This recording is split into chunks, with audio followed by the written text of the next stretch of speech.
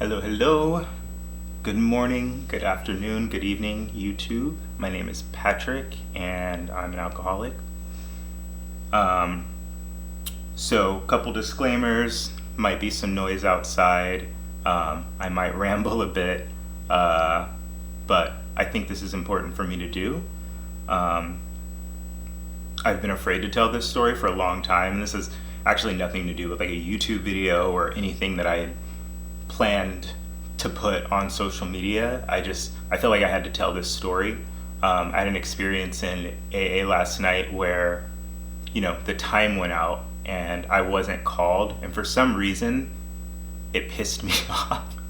The first AA meeting I went to, I was like, I didn't want to talk. I didn't know what was going on, and I just felt like I had prepared so much in my head, and my story never came out. So this is one reason I'm telling that story. I feel like I'm learning coping mechanisms as I go, and one of the ones that has helped me is storytelling and talking. And I feel like I over rely on my friends sometimes, and my mom and my family to sort of hear what's going on, and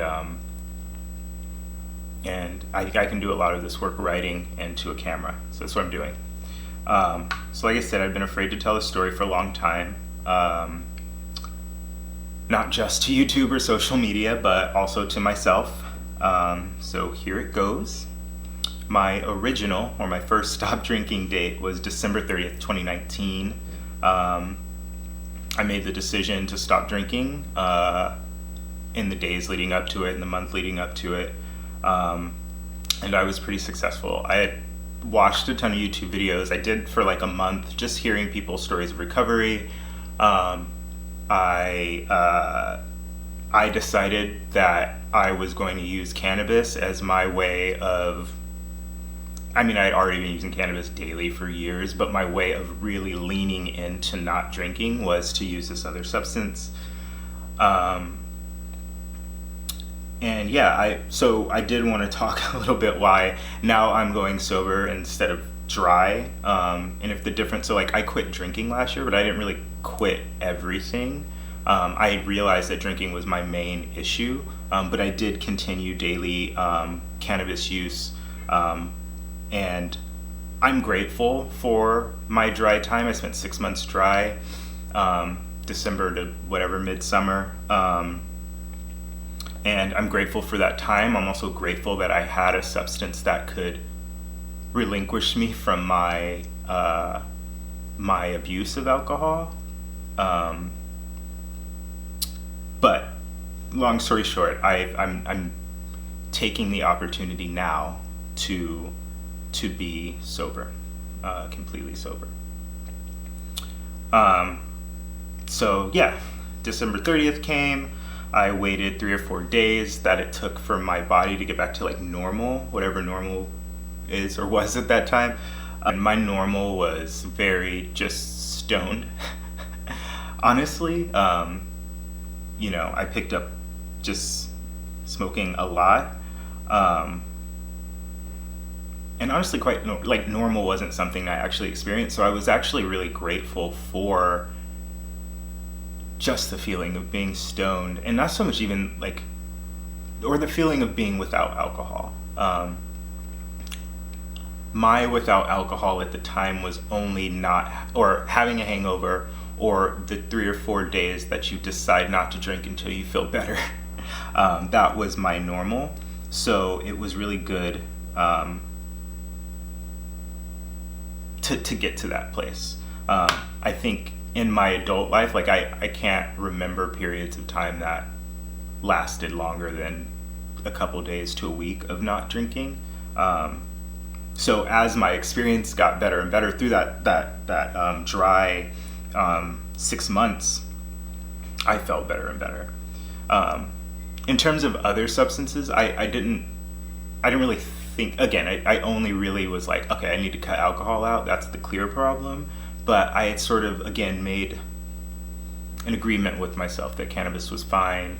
I also, at the time, around the time that this is all starting, I was in therapy a lot full time, but in the month that I actually stopped drinking, I got diagnosed with clinical depression, and I got put on Lexapro. So in the back of my mind, I think I'd already settled with myself that I was going to use mushrooms to sort of help me get off or heal after medication. And I used it for that reason. I did get off the medication, but I can honestly say that's probably what triggered this whole relapse. This sort of idea that like I can be normal or I can be like everybody else. This summer I had never even like had a Truly, so I remember going like, oh, I can handle one of those. And actually, for the most part, the majority of my drinking was pretty normal throughout the summer. I really didn't get anything higher than like 4% alcohol. Like, there are these trade-offs, but when the whole thing fell apart, I was already back at my like favorite Amsterdam vodka, like, 6 beer night thing, but we'll get into that. At the time that I decided to stop drinking, there were several issues that I hadn't addressed, but like I said, I was in therapy at the time, so I thought I was going to deal with all of these things, but I think the result of just smoking weed all the time didn't help me achieve that end. So I hadn't addressed my codependency issues or my deep desire to be in a relationship. I'd always considered myself like more of a couple person, and after a divorce and some difficult dating situations, I was basically like, well, maybe that's not who I am. Like, maybe I should try something different or conform or do whatever I'm gonna do. I hadn't addressed my longing for friends, my loneliness and my sense of abandonment with the friends that I had made over the years, particularly gay male friends. I still have a really hard time desiring to be in community or to be around gay men. I wasn't even aware that I had unaddressed confidence issues and feelings of unworthiness. Like, I could have easily told you that I had self-esteem issues, but I didn't quite understand how deeply rooted that was in my like disdain for like social media and hookup apps and things that, to fix some of the problems that were going on, were the things that I were going to, even though I deeply hated those things. I couldn't see that incompatibility and rejection were not necessarily the same thing. Although it seemed like a replay of similar events that preceded it, it was an opportunity for introspection and learning. That sounded super philosophical, and I literally read it. And what I meant by that was, I guess, in a less philosophical way, is that you will kiss a lot of frogs, and when they leave, they're supposed to. I don't know who needs to hear this as well, but you don't have to kiss every frog that you meet. Again, I'm just talking to probably a very specific group of people, but don't let anyone ever convince you that you should act a certain way because other people in your community do, or this is just the way that all X are.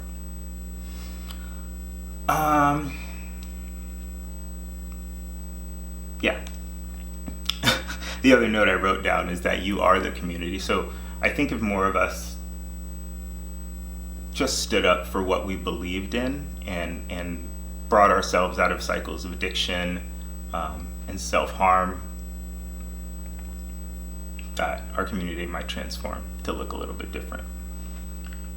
So yeah, there's a lot I don't know, and obviously a lot I'm healing from.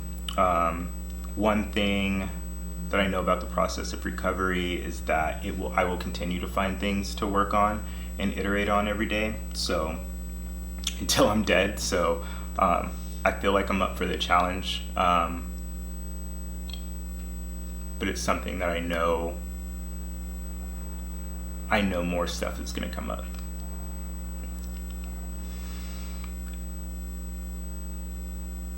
So much of my adult life has been living in cycles, repeating lessons over and over and over again.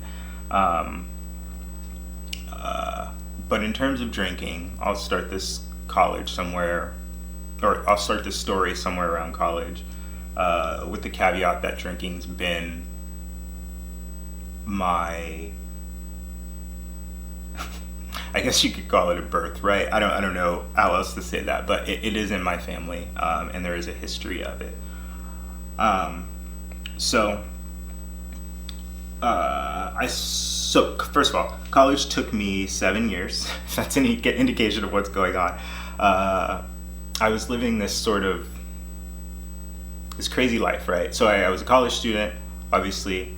I had a mother that was chronically ill, and I would go home to take care of her, and I would do certain things, but I would also use her sickness as an excuse for when things went bad with my drinking.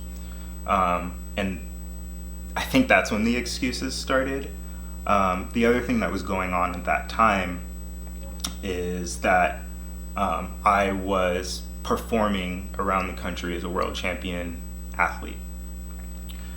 I'm gonna make a note here. This is probably where or about where the clinical depression started. Like, if I had seen somebody back then, I think this is a joint issue with the depression, the chemical dependency, and like self-medicating.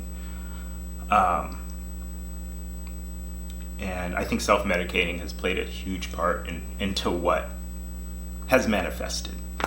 So, my summers. I'm not going to go into a ton of detail around the activity or what it was, but basically it was a marching band. I got to travel around the country and stay in high school gyms. And the point about that story is I was achieving on this extremely, extremely high level. I was winning world championships and awards and doing things that were extremely physical and hard. And, you know, at the end of the day, I still had this desire to sort of be like one of the cool kids. So that's when I like started smoking cigarettes and smoking weed a little bit more frequently and drinking more, like outside of the college party scene, but like more of like a daily like thing, because in my mind it was like I'm performing at this world-class level, and things are going well. You know, I was getting tons of accolades, like I said.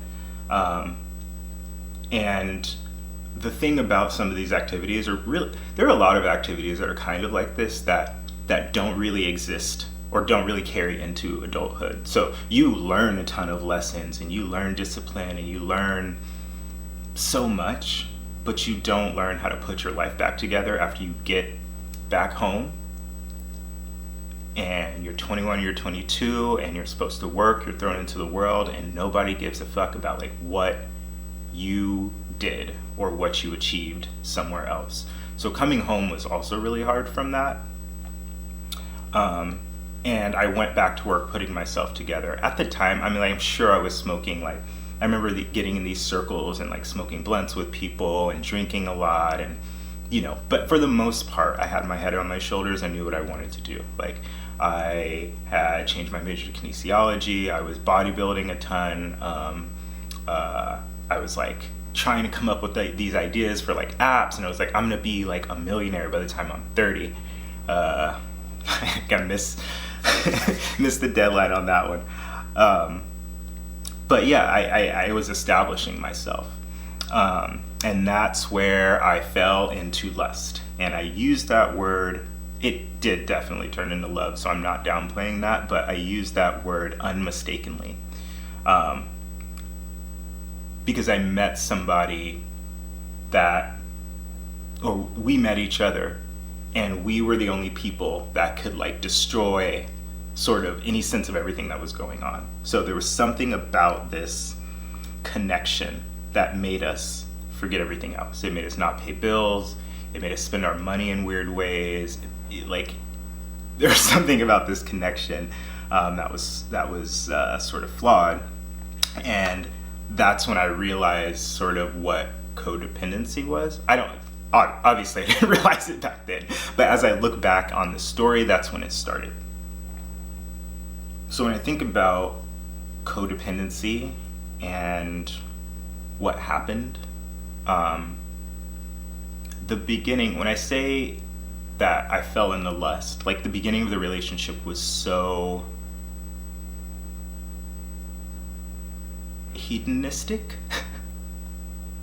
And that continued, right? So there was like, it was a little bit taboo. We weren't really supposed to be doing it. I was like the friend with benefits that like the person didn't necessarily know. Like I had been in some of these situations before, obviously. I'm a gay man, but nothing to this extent. And it was my first compromise. And if I think back to when we actually started, and again, this is a pattern of mine, so I'm watching it, but I tried to break it off multiple times, and between the breadcrumbing that goes back and forth between folks, like, I just think that that's, yeah, the breadcrumbing that people put themselves through brought me back, and again, I was sort of addicted to this relationship with this person. So, again, that was my first compromise, and to protect this person and make a long story short, like, a lot happened. And by the time, things had really bubbled up, me personally, I was drinking about 3 beers a night and a half a pint.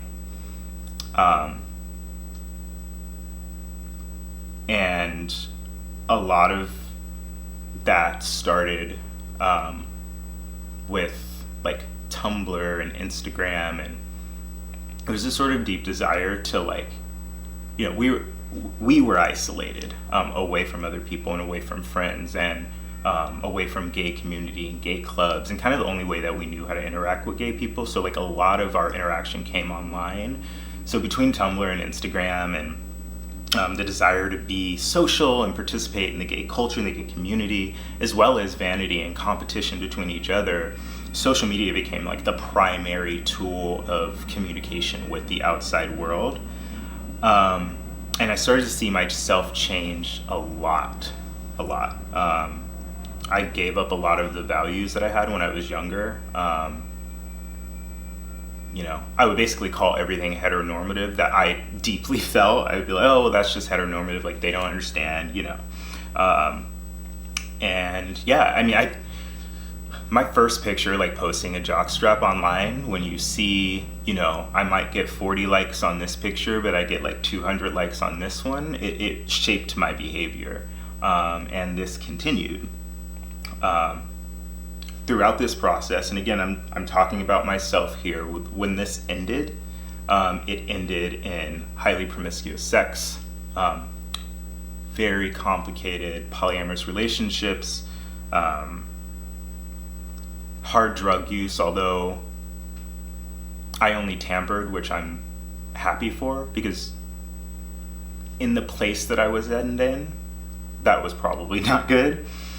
Loss of home. Several homes in rapid succession, loss of employment.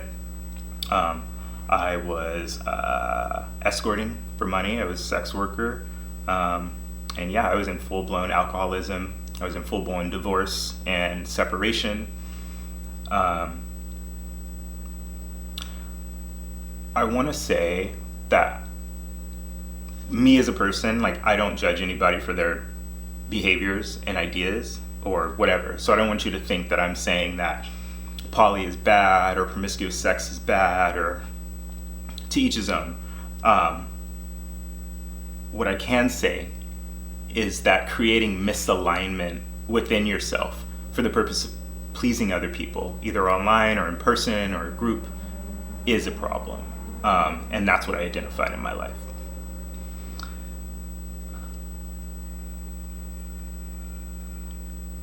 If I look back to that time period as well, like, if I really look back to it, there's no way, even not drinking, or even as like a pothead, there's no way I would be able to sustain the life that I was living there at that time without alcohol and some of the harder drugs that I was experimenting with at the time. So I thought that was rock bottom, but it wasn't. I needed to heal from that. So I got out of all those situations. I like blew through it, but I needed to heal. And I was still slowly poisoning myself every day. I say rock bottom just so you have a visualization of like how these things can manifest in other people and how they can present themselves. Because like I said, I had blew through all of that stuff, right? So I was no longer escorting, obviously. Like I'd gotten a job as a software engineer. I taught myself how to code.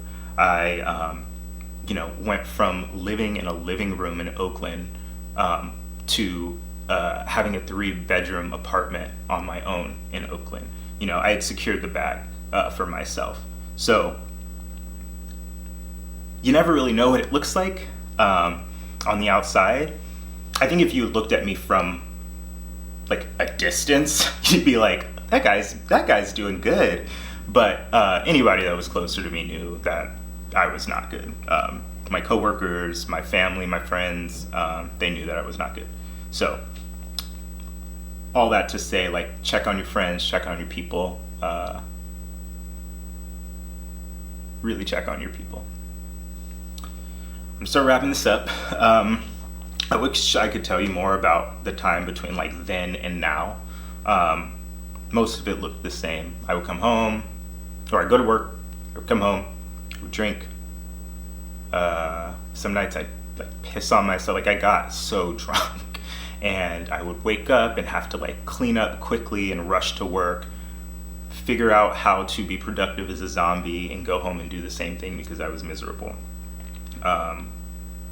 Mondays and Tuesdays were the hardest. Wednesdays and Thursdays were productive. I generally figure out how not to drink a ton, and then by Thursday night, going into Friday, I was heavily drinking again. And I was heavily isolating. That's why I took check on your friends. Heavily isolating. People that came over to my house didn't even know that I was an alcoholic because I hid it so well. I would go out to drink with people. They'd be like, oh, you were fine, you were good. And that's because I always left at 12. I always left at 11. Of course I did, because I needed to make it home for the liquor store close so that I could finish doing the damage that I actually wanted to do. So, check on your people. And again, I want to stress this part of outward appearances. Even over this year that like all this was going on, and I was drinking a ton and and I, had got the apartment, I was still moving forward in life. Like I was still growing. I got my second job as a software engineer. I got a 20% raise within a year of moving into this field. I moved myself to San Francisco by myself. So yeah, outward appearances looked good. I told you this in the beginning, but things are going to start to get a little bit rambly here. I didn't quite know how to wrap this up, but I'll tell you where I'm at today, what I'm working on, what I need help with, the reason of going back to therapy, and the things that I'm going to have to deal with without drugs and alcohol. Specifically, and I'm telling you, not smoking weed has been so much harder for me than quitting alcohol, and that had a physical dependence component. So I don't know why I said that.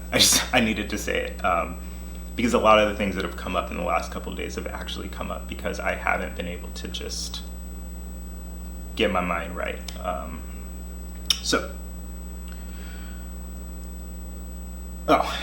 I did say this was going to be rambly. I wanted to make a note here that if you're interested in learning more about like what that dry time looked like, how I stayed dry during the COVID lockdowns, and what that all meant, like hit me in the comments. I can try to make another video. I don't know what appetite for this sort of thing there is, and I'm not doing it for that. I'm doing it for me. But Doja. Yeah, I just wanted to put that out there. So I'm here today, and if I'm being honest, not a whole lot has changed from... That's not true. A lot has changed from my first sobriety date, or my first dry date. Also, not a lot has changed, and a lot has come up that I didn't know was there. I feel defeated by dating and the gay community, like, in general. I don't feel like I fit in, and I feel a lot of resentment because of it. I feel like I'm too damaged for anyone to truly see me, you know? People's compliments fall really short on me for whatever reason. Because I don't believe them, you know? If they were true,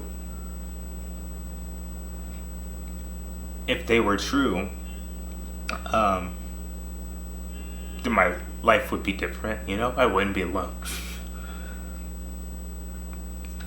I feel abandoned and scared and lonely sometimes. It's like every time I look at my phone, like,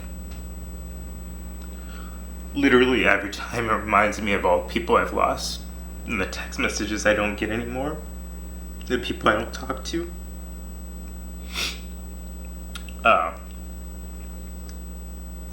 And I know I could fix this, right? Like, I've done it before. I know I could fix this. I could download Grindr right now. I could open up Scruff right now and get an onslaught of messages and fill whatever void I feel going on. But that's also part of my addiction.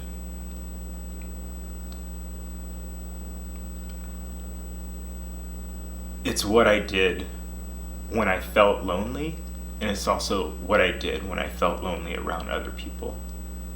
And in my relationship, it was the only way that I felt like I had power. You know, that life wasn't easy for me.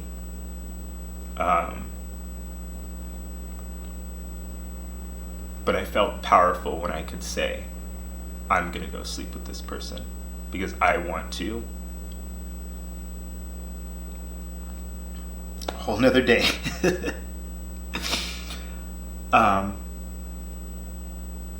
All that said, I am trying something different. As of this morning, I've been dry for 5 days. And I've been cannabis free for 2. I have attended 3 meetings. Yesterday I did 2 in a day. Those meetings have not been easy for me. I've chosen, through, I think, what was an act of God, to go to a gay AA meeting. And it's just, I don't want to go. But it helps so much. You know?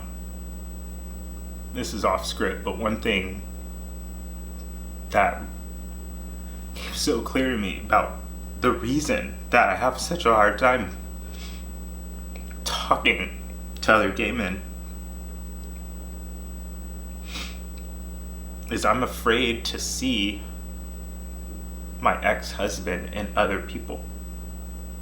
And he is a fantastic man because I'm so hurt by what we went through.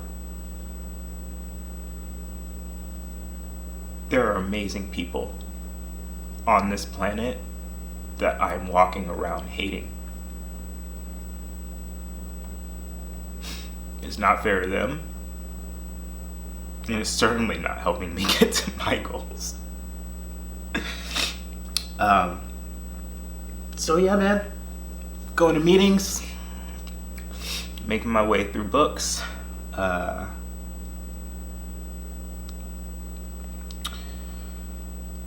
particularly around love and intimacy, and codependence. I think that's my biggest area of healing. Um, I'm trying to meet more sober people. I'd love to tell you it's been great to meet gay sober people, but it hasn't. But I'm doing it because it's better. There's only so much more time that I'll feel as uncomfortable in that meeting that I do in a gay bar. So I'll take that for what it's worth. And yeah, man, if you have any resources that you can share, I'm like game. Resources in terms of just anything, books, sobriety, podcasts, hobbies. Like, what do sober people do?